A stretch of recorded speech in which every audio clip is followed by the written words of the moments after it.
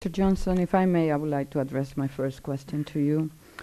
There has been much discussion in the national media about the number of jobs lost since we passed the Economic Recovery Act.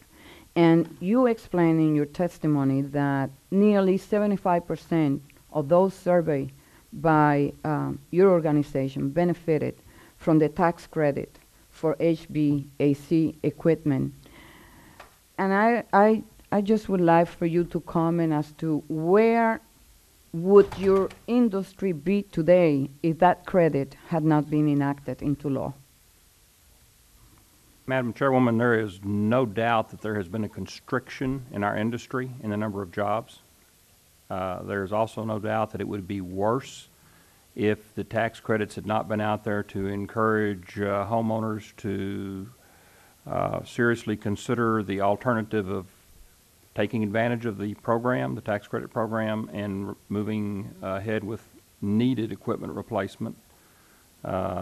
Creating a win-win situation. It created jobs and it saved energy at the same time, helped the homeowners cut their utility bills. So it was a win all the way around the block. Yes, we absolutely created jobs. Within my own company, as an example, we had about a 10% layoff of staff, and it would have been much worse if we hadn't had the opportunity to increase business. Of the tax provisions that were included in the economic recovery package, can you tell me one or two that should either be extended or expanded? The provisions that are in there should be continued. The $1,500 tax credit, again, if you look at the total picture of where we're trying to go with this country, the things that the HVACR industry offers are not only job creation, but they're also the greenhouse gas issues that we look at and everything else. So it's wins on multiple levels. So extending the tax credits for residential applications would be a tremendous benefit. What really needs to be looked at is doing something with commercial businesses, commercial small businesses, commercial buildings. We actually do more work on older equipment in commercial applications we do in residential applications. It's because there is no incentive whatsoever, including depreciation issues.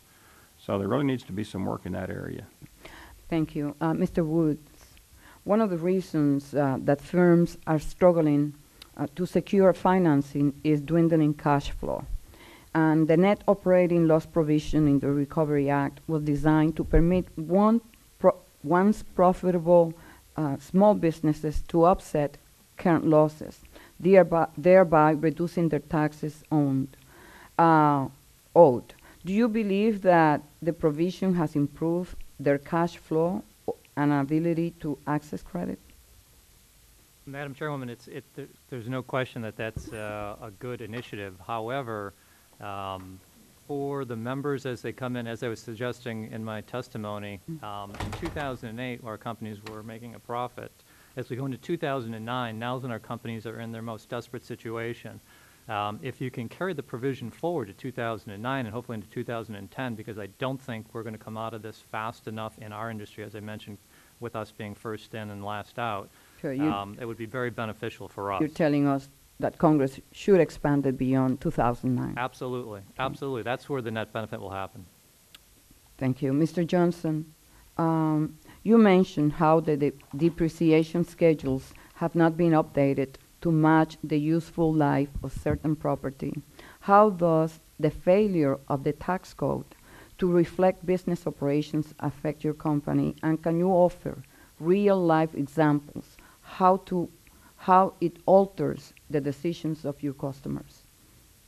Well, the existing tax codes for commercial customers allows a depreciation schedule on equipment of 39 years. Equipment only lasts 15 to 20 years. On top of that, you've got to consider that a lot of small businesses are in lease situations. They're leasing a property to run their business out of. And the leases are uniformly written where the tenant's responsible. So he's got a short, maybe a five-year lease. If he has to replace air conditioning equipment, he's got a 39-year window to write it down in. There is no incentive to do anything but to patch together an old piece of inefficient equipment. And so we find ourselves going out and patching equipment and continuing to keep what is effectively 6 and 7, 8 SEER or EER equipment running, as opposed to reducing the carbon footprint and reducing the utility consumption and helping the small businessman. Okay. Mr. McMillan and maybe Mr. Mirsky, because you make reference to the housing crisis and how important is the home buyer's tax credit that has proven to be an effective means of stimulating our economy, or at least the housing economy. But its temporary nature is designed to encourage home buyers to act now. However, there are discussion, and you, Mr. McMillan, suggested that or recommended that it should be extended. The issue that I would like for you to react is that some people are saying that since there is discussion going on in Congress about extending it and maybe to increase the tax credit, that will discourage buyers from going into the market and purchasing those homes now. How would you react to that? Thank you, Madam Chairman. There are really two distinct issues. The tax credit, we've seen instant results in terms of the increase in existing home sales month after month over the past 4 months. One unintended consequence of the discussion about Congress about futuristic actions is that first-time home buyers anticipating those things taking place take themselves out of the market and sit on the fence and wait. And that's kind of catastrophic right now at a time when the foreclosure inventory is shrinking. We have an excitement back into the marketplace brought on by the tax credit. We really need to reduce our inventory at this point so that it contributes immeasurably in healing the economy. There is discussion going on in other areas of the Congress about increasing it. I mentioned it here because we cannot encourage it in too many places.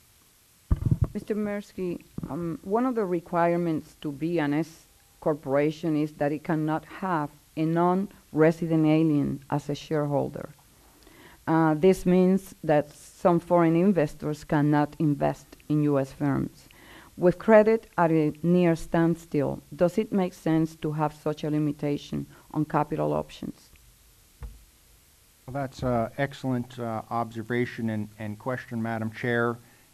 At a time when small businesses and even small community banks, that are small businesses as well, are trying to raise capital, the last thing we should do is have these restrictions on private sector individuals that want to invest in small businesses. And by restricting shareholder investment in a sub-S corporation, you're preventing them from attracting the capital that they need. So, I mean, you should really be looking at opportunities to take off all the restrictions on capital investment in small businesses.